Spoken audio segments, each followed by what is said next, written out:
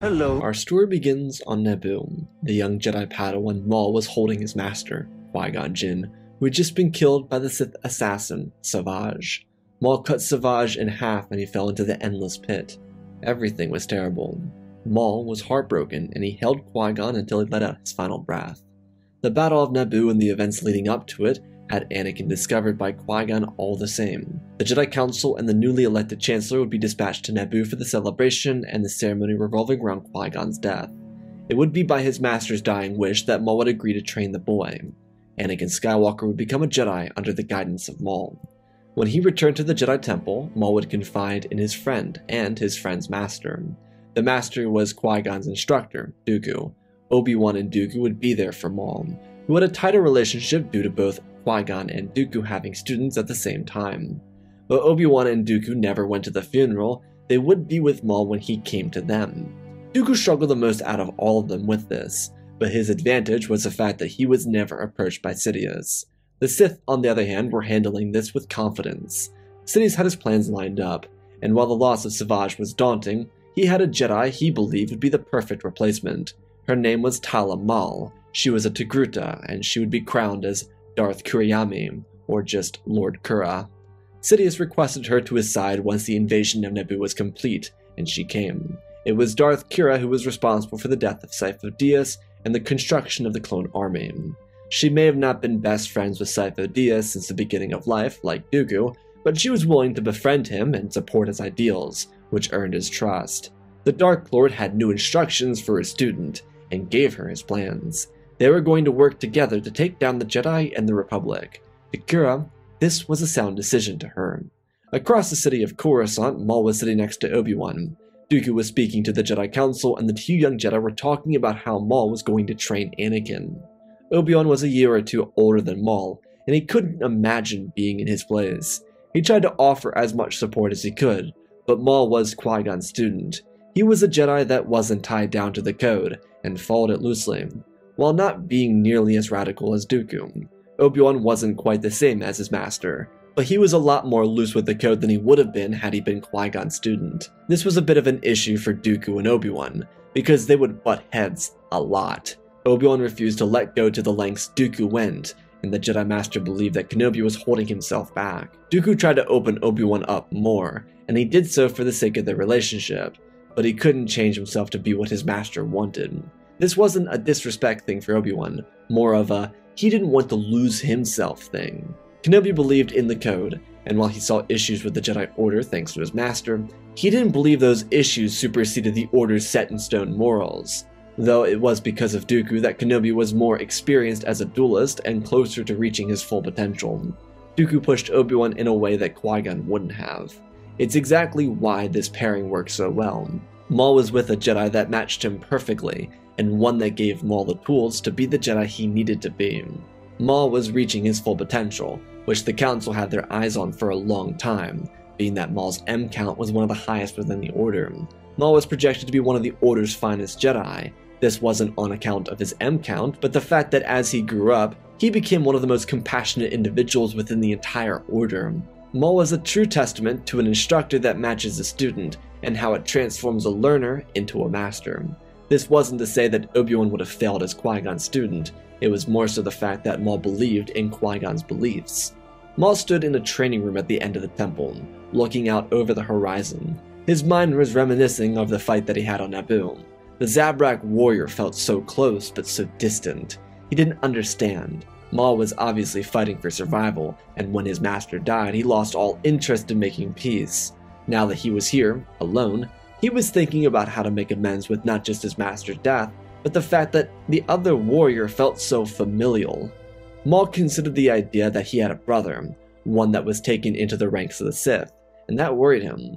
But from what he remembered, he had two other brothers, so either this was a different Zabrak, or his brothers were Sith.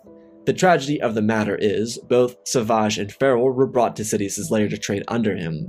They trained to their full potential, and when they were 19, Plagueis told his student, Sidious, to do what must be done. Sidious tossed the two brothers an individual lightsaber, and they fought to the death.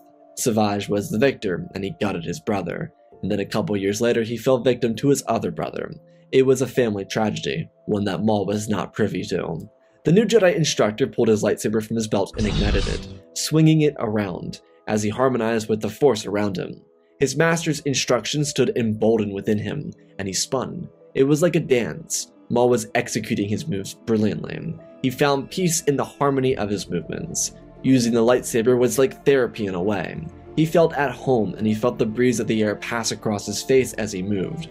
Maul's swings weren't aggressive, more so concentrated. He swiped his blade down and slowly moved it to parallel his own body as he did. While he was in the middle of doing this, the door opened and Master Dooku walked in.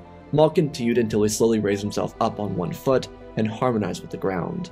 He opened his eyes and extinguished his lightsaber, asking Dooku what he could do for him. The Jedi Master expressed that he wanted to be an aide in Skywalker's training. He believed that if Qui-Gon was adamant on the boy being trained, then he would partake if he could. Maul nodded his head, expressing that he would love to have an advisor, especially for the 9-year-old boy. Maul then perked up again and asked Dooku if he could speak to the council on his behalf. Dooku asked about what, and Maul told him about the slave rings he and Qui-Gon found in the Outer Rim. Dooku paused and asked what he meant. Maul informed him that there were huge slavery rings in the Outer Rim. Anakin was a slave according to Qui-Gon, and it seemed like the Republic laws had no real bearing in the Outer Rim. Dooku nodded his head and turned to leave as Maul returned to his exercises. The Jedi Master would run into Quinlan Vos returning from his mission to Tatooine. He would learn of Qui-Gon's passing here, and be disappointed in the loss of life. But the two Jedi would approach the Council to discuss their different perspectives, Quinlan for his mission, and Dooku for the whole slavery issue in the Outer Rim. Later during the day, Maul would oversee Anakin's instruction, not by being especially present, but quietly lurking. He didn't want Anakin to know he was there. Skywalker seemed out of place, and he felt cold. There was something going on, and so Maul approached a student once the class was finished and asked him how he was handling everything. Anakin kind of shrugged, so Maul took him on a walk, telling him that as his new instructor, he would like to be here as much as he could. Anakin just said that he didn't feel like he was a part of the class. The kids seemed like they looked down on him. Maul asked if that was something he noticed, or if it was something he felt.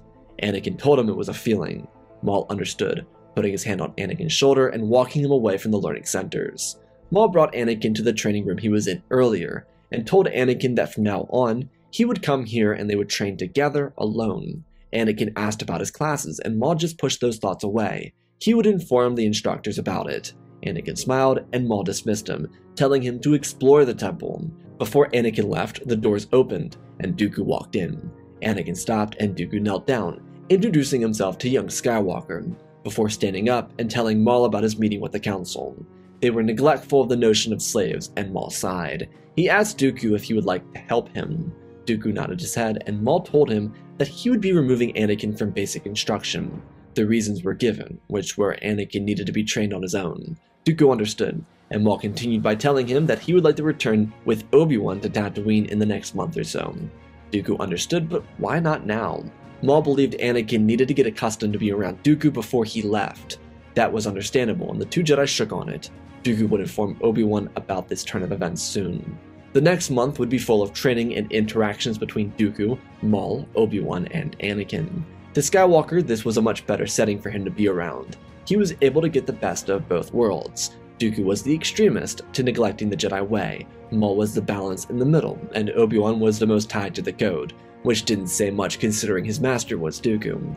The best part for Anakin, because he was surrounded by 3 amazing Jedi, was once he figured out how to use the Force, he grew exceptionally fast. Skywalker was able to thrive around these Jedi, and he continued to rapidly excel in his touch and harmony with the Force. At the end of the month, Maul and Kenobi would leave for Tatooine to conduct an off-the-record investigation. Obi-Wan was willing to see it through, because he didn't believe there would actually be slaves in the Outer Rim. Anakin also knew about this because Maul made it extremely clear what he was trying to do, which established a firm connection between master and apprentice. Anakin greatly respected Maul for trying to go against the will of the Council to do what should and would be considered the right thing. Maul by this point had come to terms with the idea that he may have killed his brother on Naboo. He didn't have any evidence other than a feeling, but as all good instructors do, he learned from his student. So much of his time around Anakin was understanding through feelings, which for Maul meant that he was learning to trust his instincts more than he was beforehand. Because he was Qui-Gon's student, he was well accustomed to trusting his instincts and the Force, but Skywalker aided him in a different way. It wasn't a direct approach format. which was more common with Qui-Gon than not. With Anakin, it was a much deeper feeling. The reasoning for both of these is, Maul and Qui-Gon did missions, so Maul needed his instincts for in-the-moment action. With Anakin, Skywalker was learning how to use the Force, so Maul needed his instincts and Anakin's to help further his student along in the course of training. Regardless, Maul and Obi-Wan departed and Dooku took over Skywalker's instruction. By this point, Kenobi was a Jedi Knight, so having Anakin to himself was kinda nice for Dooku. He was convinced that Obi-Wan would be his final student, but teaching young Skywalker made him even consider finding yet another student to train once Maul returned.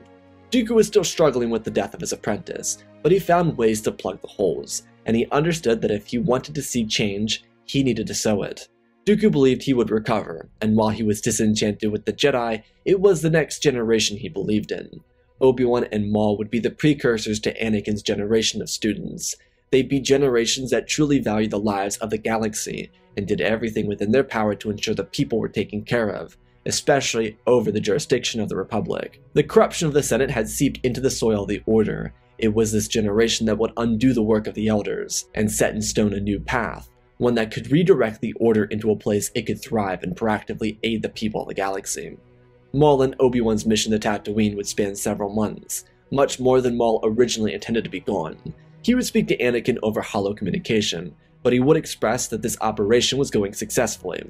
What kept Anakin's heart raised was the fact that Shmi was freed from slavery, and there was a slave rebellion growing.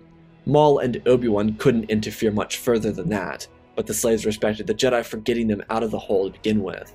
That was more than anything the Republic had ever done for them.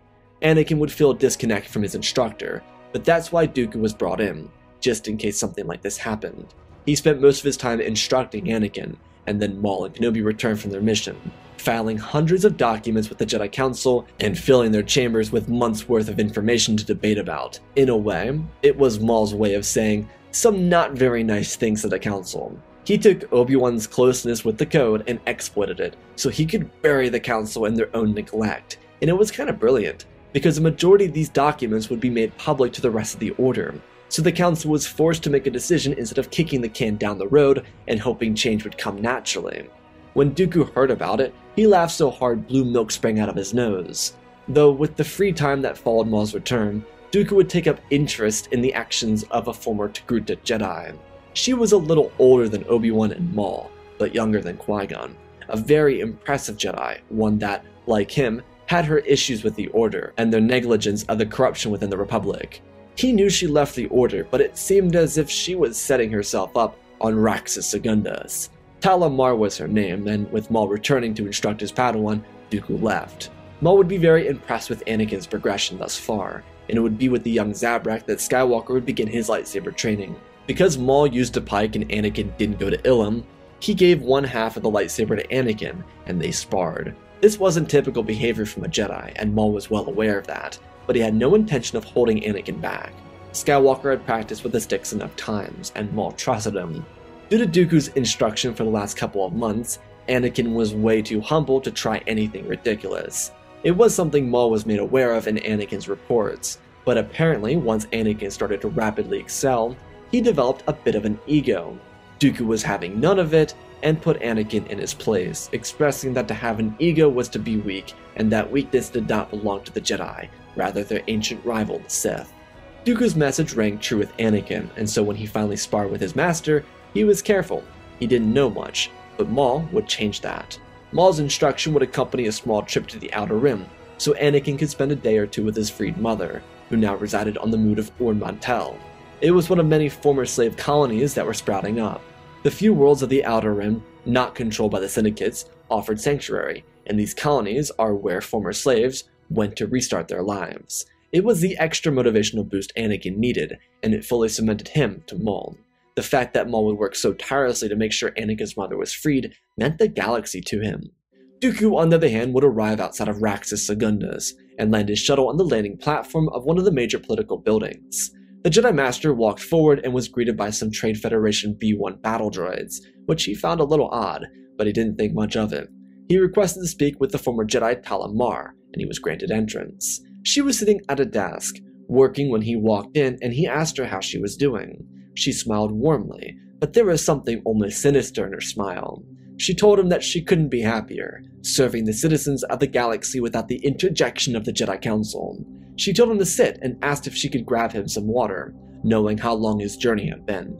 Dooku didn't really care for the antics she was going for, so he cut straight to the point. He asked her why she left, and she explained, giving him all the reasons she had issues with the Order. Dooku just listened and almost seemed swayed to her side. Tala was really good with her words, and she had a slightly hypnotic tone and speaking pattern, like she slowed down before her sentences ended, just to bring you in closer. She could control with her voice, and she did here. Tala knew that Dooku would be a powerful ally to the Sith if he joined, and she suggested that he think about leaving the Jedi Order. Dooku could tell there was something more, so he dug a little, but she wasn't dumb. Tala told Dooku that there were wonders far greater than the Order outside of Coruscant. It wasn't adventure, but the ability to do right. She stood up, telling him she knew that's what he wanted, slowing down just a little more, just so she could tell him how good of a man he really was. Tala suggested that they meet again. She could sense his tension, so perhaps he think things over as she gently swiped her hand across his shoulder before leading him to the door and seeing him out. Hypnotic. That was the only word to describe what had just happened. The Jedi Master would leave more conflicted than perhaps ever before, even since Qui-Gon's death. He would return to the Jedi Temple to reevaluate his own feelings on the matter. Over the years, Anakin would grow up and really fit the mold of his master's first student. He and Maul shared a classic dynamic, which was very pleasant for the two of them. Maul and Obi-Wan were still best friends, but Kenobi was instructing Barriss Offee, a student that was only a year younger than Anakin. Though something continued to worry Maul, which was Dooku. Ever since his first trip to Raxus, he'd been acting kind of weird. Not like he was turning to the dark side, but there was something pulling at him. It worried Maul, but he didn't always have time to keep up with it. Due to the reports filed by Obi-Wan and Maul in the years before, the Jedi were forced to make a move into the Outer Rim. Despite these actions being rather heroic, Palpatine didn't care. It wouldn't necessarily impact his plans. Sure, the Jedi looked good at the moment, but in 3 years, the war would come, and it would take away all the Jedi's credibility, if not make it worse. Palpatine planned out everything to the best of his abilities, so all he needed was to wait patiently, which is something he could do. Lord Kura was following his directive, and she was pressing Dooku towards their side. While Maul and Anakin were working dedicatedly, someone from Maul's past would make a return. Savage, the Sith assassin that killed Qui-Gon Jinn and was cut in half on Naboo, somehow returned. He used the dark side to keep himself alive, and despite being seemingly left to die on Naboo, the young Zabrak warrior believed it was a mistake. Sidious would never abandon him. The Sith Lord loved him like a son. He said it himself numerous times. Savage spent years getting away from Naboo, getting himself some legs and finding his way back home. When one day a broken Savage returned to Sidious's lair, he was surprised, but Savage had been replaced. He was no longer necessary as an asset to their cause. Instead of killing the warrior, though, Sidious believed he could find use for him. An individual like Savage that was loyal to a fault and able to survive not just being cut in half, but falling into an endless pit, was something he respected. Sidious gave Savage another chance, but not after making sure he understood the lengths of his failure. He would avoid telling Lord Kura about Savage's return, as it wasn't any of her concern. She was pulling together a separatist movement, one that Sidious believed would be the perfect counter to the fledgling Republic.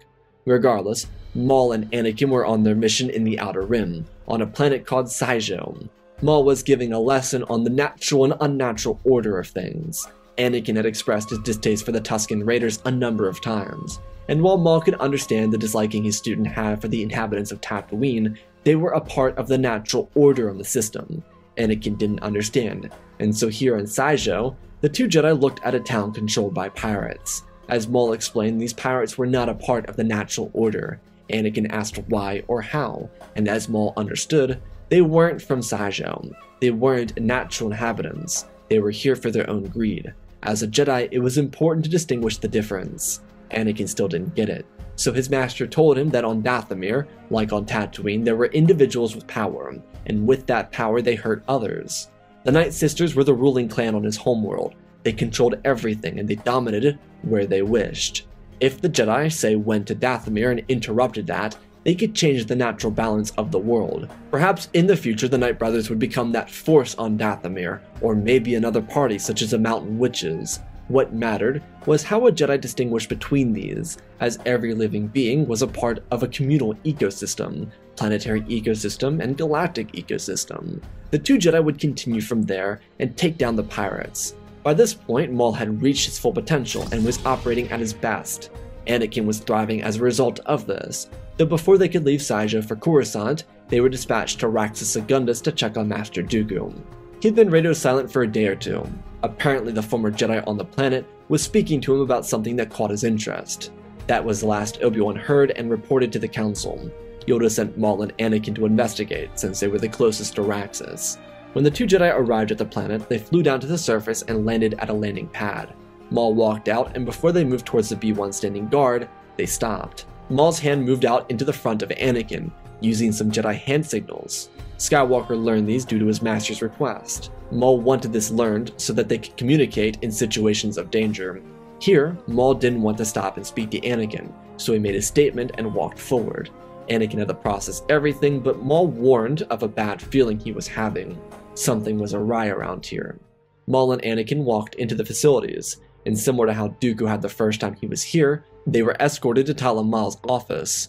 She was now the minister of Raxus, and she had the most political influence over the people and the system itself.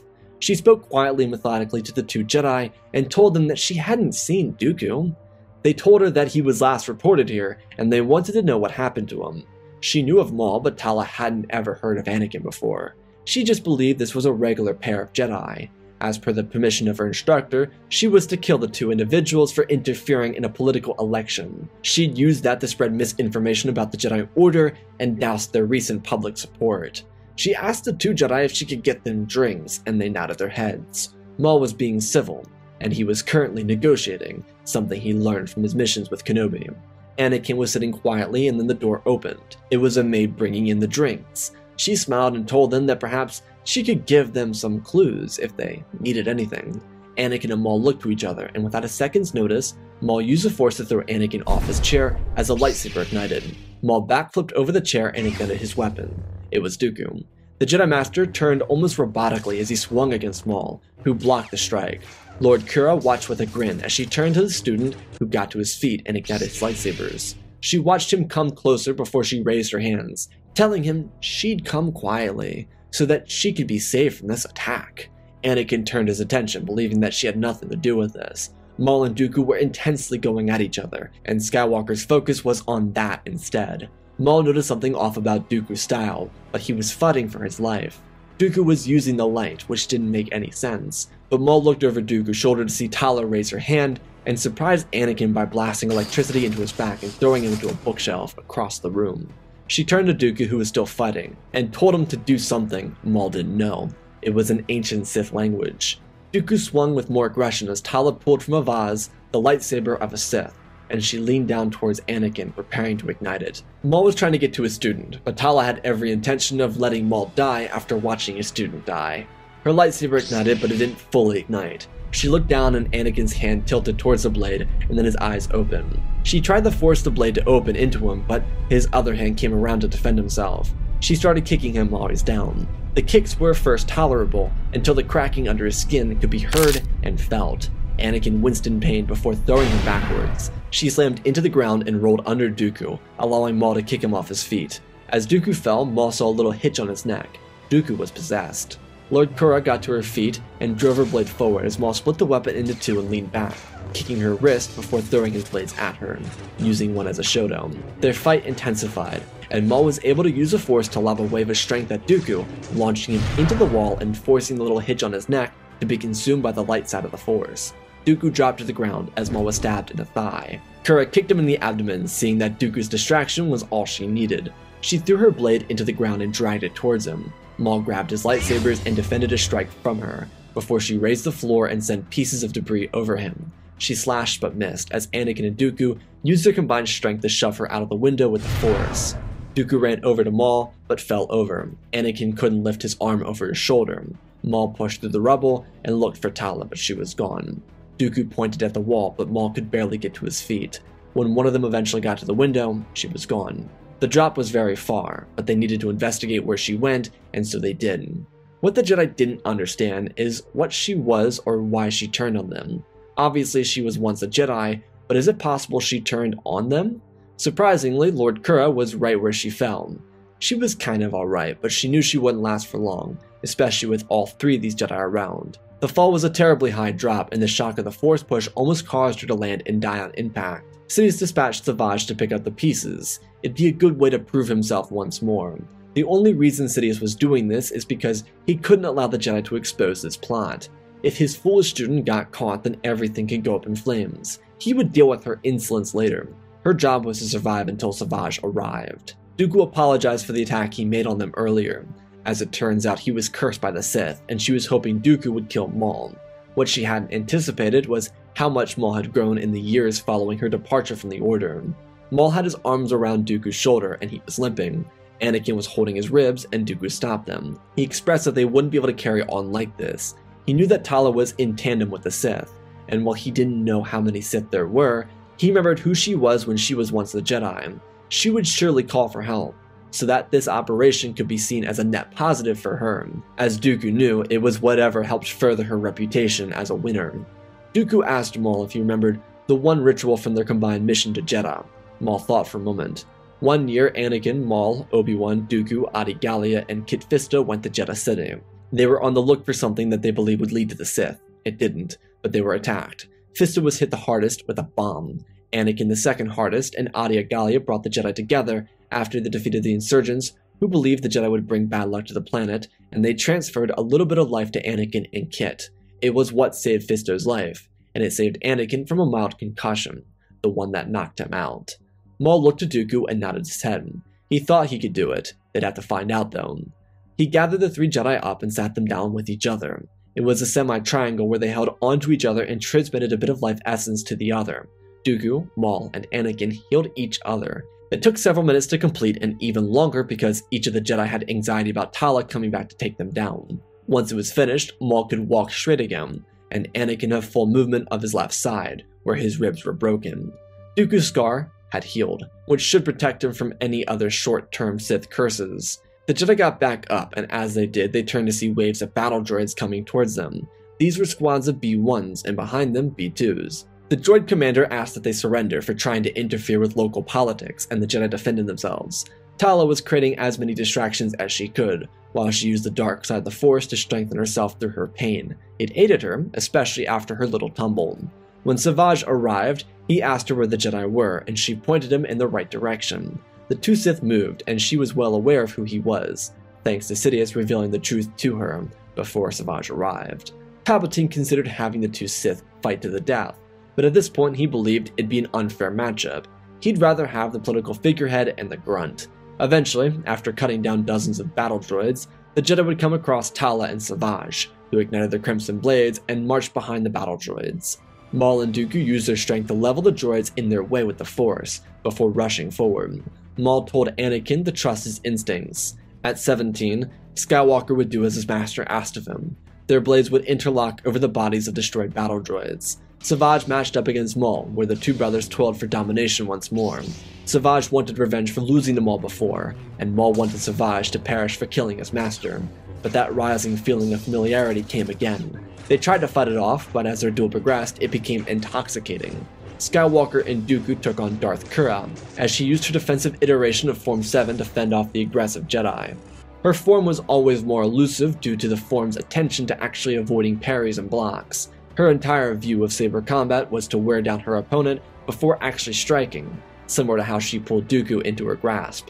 She did the same here as Skywalker and Dooku tried to get into her range and take her down.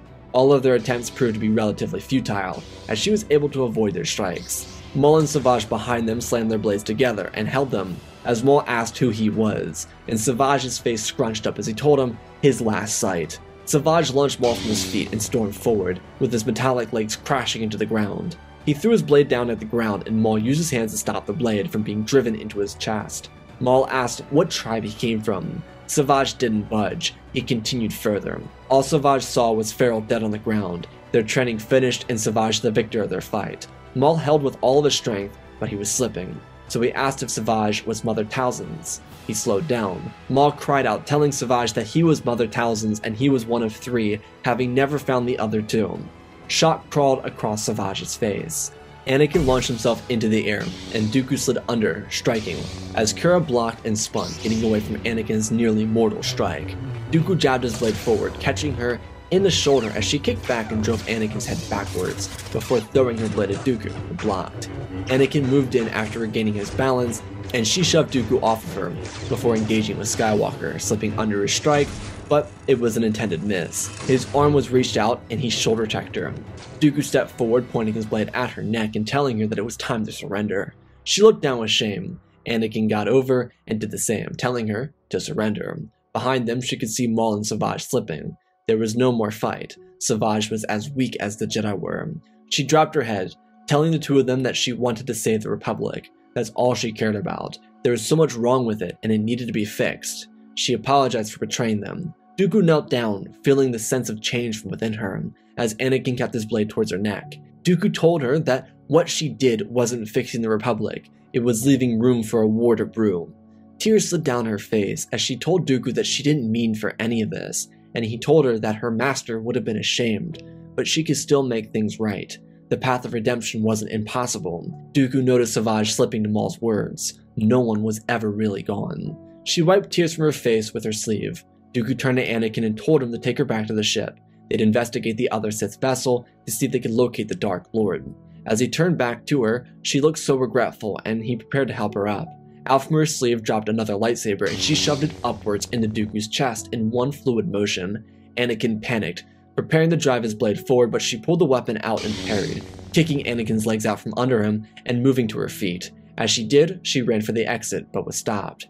Her tears dried out because she never actually cared, but her pain never subsided because a lightsaber entered her back and exited out of her chest. Tala fell to her knees as she fell down and looked at Savage's crimson blade sticking out of her. She dropped to the ground and died before ever hitting it. Anakin looked over as Maul ran past his brother and ran to Dooku's side. The Jedi Master had moments left. His spinal column was destroyed by the blade, and by the way she pulled the blade out, it did more internal damage than a regular stab would have. He fell into their arms, and they prepared to mimic the ritual, but Dooku stopped them. He said, "Let the will of the Force be done.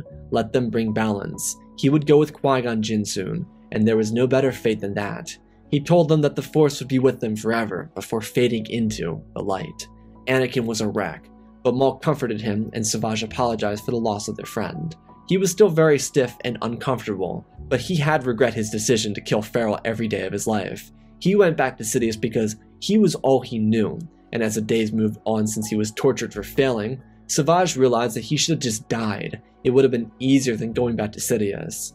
Every day since returning, he wished he didn't, because Sidious was awful to him. Savage didn't want the Jedi to win, he just wanted Sidious to lose. To him, that's all that mattered, and for Maul, that was a motivation he could live with. Dooku and Tala would make their final return to the temple, while Savage would lead the council to a trap in which they'd find and destroy the Dark Lord of the Sith. The survivors of the duel would ask Savage if he wanted any part of joining the Jedi Order, and he'd politely decline. A lifetime full of hatred led him to desiring his first choice in life, a choice that led him to a peaceful planet where he could try and figure out who Savage Oprez really was. Maul would be in contact with his brother so that he could help him if he ever needed assistance. Palpatine's death would be one of those mysteries that plagued the galaxy, but thanks to an effort made by the Jedi, they were able to use cloning technology to create a sample body that they would use as Palpatine's and leave it in the Senate building. It would be found inside the Trade Federation offices, as proof of their corruption for not getting what they wanted in a recent bill Palpatine signed. This bill was the one that Tala would have used to bring them and the other corporations into the Separatist Alliance. She obviously never got the chance to do that. Anakin was very disheartened by the loss of Master Dooku, someone he considered to be one of the most influential people in his life. His master would be his greatest ally in this time of loss. Maul took Anakin to visit his mother for a little while, which also would aid in his recovery. But this was on the down low, no need for the council to know. When Anakin eventually returned, he would be made a Jedi Knight, as Maul saw the heart of his student, believing that Anakin would continue to aid in the balance of the Force. There was still so much that needed to be done, but the Sith were gone. Maul would join the ranks of the council as he maintained a watchful eye over his friend Obi-Wan and Barriss and Anakin. His brother wouldn't ever become a Jedi, but the years of torture he faced as Sidious' student would be overcome. The Senate would continue squabbling, but the revelation that the Trade Federation killed Palpatine would turn the politicians against the political pocket fillers. This was the intention of the Jedi. It would stunt the need for a separatist movement, the one that would have been started by Tala. And it would also derail the former Sith plan, because all the corrupt corporations would be just disbanded from the Senate. The Jedi wouldn't learn of Kamino until the Kaminoans reached out about payments for their Grand Army, something they attributed to the potential separatist leader Tala Maul. The Clone Army case would be long and difficult to deal with, but it would be an issue solved by the Jedi, who kept the entire event under wraps. There would be continuous issues with the Republic, and its complacency would become a never-ending problem. So the Jedi made the best of a bad situation. They decided to use the clones from Kamino as a quote-unquote hired force in the Outer Rim. It was their way of honoring Dooku's legacy, while maintaining the wishes of a new generation. Maul would be the architect of the usage of the clones. Eventually, after the Jedi predominantly freed the Outer Rim, the Republic would start caring. Skywalker would continue to have a strong relationship with his mom for the rest of her life, even bringing his future students to her home to show them to her. Shmi would always be proud of her son, and the Jedi he became, because it was Jedi like Anakin, Maul, Obi-Wan, and Barriss that were respected and adored by the formerly tortured people of the Outer Rim. And that, my friends, is our story. Again, special thanks to all of our patrons: Benjamin Wells, Jango Fett Clone, Nick5098, INTJ Recluse, Ben Ingram, The Big Red Pure Mark, Diamond Constant, Darth Nemesis, Lord Tibbs, CC2024, Galvin Gaming, Tristan Mandalore, Sir William 1767, Darth Revan, Grandaddy Bane, Laliant Sky Guy, Penguin, Cullen Rooney, Shark Midori, RJ38, Nick, Michael Erlanger, The Last Jedi, Apollo, Weewu670, Annika Stank Runner, CT7567, Toaster Oven, Oz of Oz, Darth Nox, The Eternal Padawan, Joshua Tem, Johnny DeGuin, Santa Skeleton, Jedi Sloth, Mr. Yeet Gamer, Lord Calig, Yanli66, Mammoth Studios, Anakin003, Lord Draken, Fordo's Legacy Star Wars, Airbus, Rex the Wolf, Main 3 First Names, Dark Saint 46, Baron Joshua, and Lord Deadwing. For supporting the channel, smash that like button, support me otherwise, check out the Patreon, cool things on there. Otherwise, let's talk about this story. The idea of Maul being a Jedi really fascinates me. He's a really interesting character, and I think having him be in a polar opposite scenario allows for him to kind of be a really, really good Jedi. I think him being paired up with Qui-Gon would be the perfect master-apprentice duo, kind of like what if Qui-Gon saved Maul. And so I wanted that to be taken from Maul being essentially where Obi-Wan is, and how he would be able to be different, because I think Maul would be more of a Qui-Gon-like Jedi, and I think, as I said in the video, he'd be the balance between Dooku's extremism and Obi-Wan's concreteness to the code. As for the lessons he teaches Anakin, I thought the one about how I believe Maul would interpret the natural order of things would be the best one for Maul and Anakin to spend most time on. So, I hope you all enjoyed. I love you all, spread the love, and always remember, my friends, may the Force be with you.